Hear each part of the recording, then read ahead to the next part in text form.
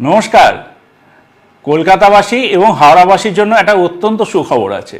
আবারও বলছি, খুব ভালো খবর। মেট্রো রেলে প্রথম চালু করেছিল 15 মার্চ, ওই সেকশনটায় 15 মার্চ এই বছর 2024-এ হাওড়া ময়দান থেকে নতুন যে মেট্রো এসপ্ল্যানেড স্টেশন আছে সেখান পর্যন্ত গঙ্গার নিচে দিয়ে আমরা সোম থেকে শনিবার পর্যন্ত এই সেকশনে মেট্রো চালাতাম।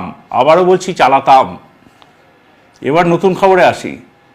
এবার থেকে রবিবারও মেট্রো চলবে। কি ভালো খবর তো!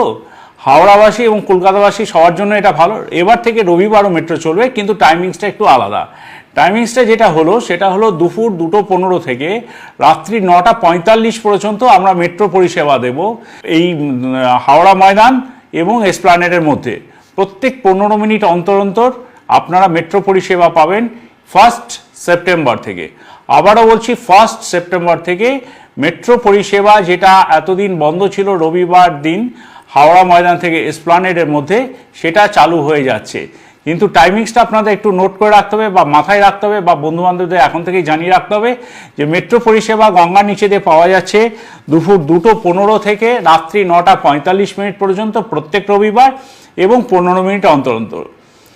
এটা এখন আমরা এক্সপেরিমেন্টাল বেসিসে চালাচ্ছি।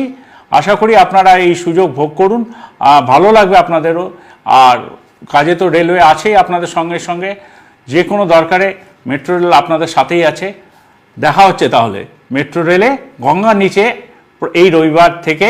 প্রত্যেক রবিবার আপনারা আমাদের সঙ্গে সফর করুন। ধন্যবাদ।